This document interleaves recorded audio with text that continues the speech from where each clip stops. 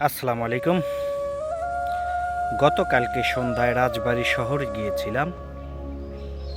তো সেখানে গিয়ে হঠাৎই একটা মাইকের শব্দ কানে আসছিল।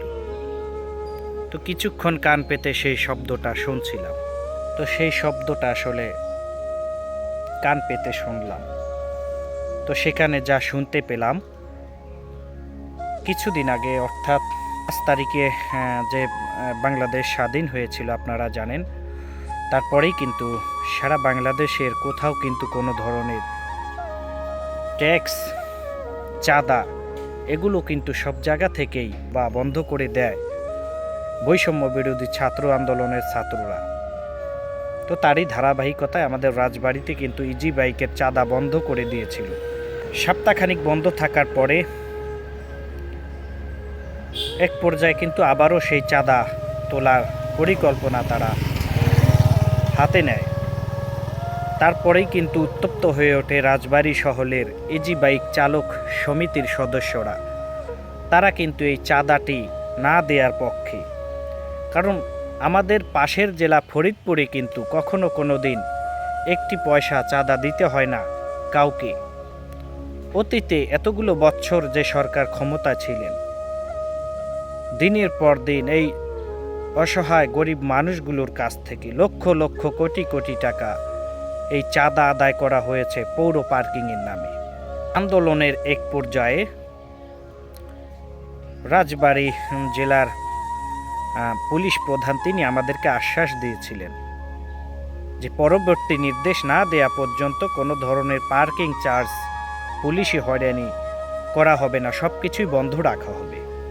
তো গতকালকে আমি রাজবাড়িতে গিয়েছিলাম সন্ধ্যার সময়। তো যে মাইকিংটি আমার কানে বেজে উঠল, সেখানে শুনতে পেলাম অটো মালিক, শ্রমিক, পুলিশ প্রশাসন এবং পৌরসভার সকল কর্মকর্তাদেরকে নিয়ে একটি মিটিং করা হয়েছে। সেখানে ধার্য করা হয়েছে পৌর পার্কিং পুনরায় আবার চালু হবে, অর্থাৎ 35 টাকার জায়গায় 25 টাকা করা হয়েছে।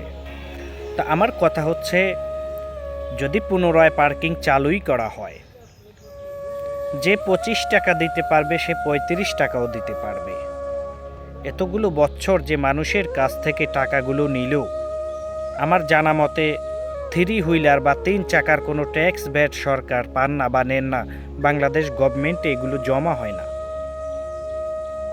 তো এতগুলো বছর হাসিনার আমলে এদেশের সাধারণ জনগণ এত হয়রানির শিকার হয়েছিল। বৈষম্য বিরোধী আন্দোলনের কারণে বাংলাদেশ নতুন করে বাংলাদেশের মানুষ পেয়েছে নতুন এক বাঙালি জাতি। বাংলাদেশের কোথাও কিন্তু 3 হুইলারের কোনো ট্যাক্স ভ্যাট চাঁদা নেওয়া হয় না। তা আমাদের রাজবাড়ী জেলায় কী কারণে এই জিনিসটা বন্ধ করা যাচ্ছে না আমরা জানি না। যদি বাংলাদেশ গভর্নমেন্ট এই টাকাগুলো নিত তাহলে আমরা খুশি, এতে আমাদের কোনো সমস্যা নেই। তো এই টাকাগুলো অর্থাৎ এই ট্যাক্সগুলো যদি বাংলাদেশের গভর্নমেন্টের কোষাগারে যেত, আমাদের কোনো আফসোস ছিল না। কিন্তু আমার জানা মতে এই টাকাগুলো বাংলাদেশের গভর্নমেন্ট পান না। এখন কথা হচ্ছে, কোথায় যায় এই টাকাগুলো, কারা খায় এই টাকাগুলো? এতগুলো বছর বাংলার মানুষকে কষ্ট দিয়ে চাঁদা নেওয়া হচ্ছিল এই মানুষের কাছ থেকে, সেই থেকে রেহাই পেয়েছিল, মুক্তি পেয়েছিল রাজবাড়ী জেলার হাজার হাজার অটো মালিক, শ্রমিকরা। কিন্তু পুনরায় আবার সেই ট্যাক্সের নিয়ম চালু করা হলো, কারণটা কি? তাহলে কি আমরা গরিবরা কোনো সরকারের হাত থেকে নিস্তার পাব না? বিগত সরকারের আমলে এতগুলো বছর এই গরিবদের কাছ থেকে লক্ষ লক্ষ কোটি কোটি টাকা চাঁদা নিয়েছিল বিভিন্ন সরকারি ক্ষমতাসীন দল।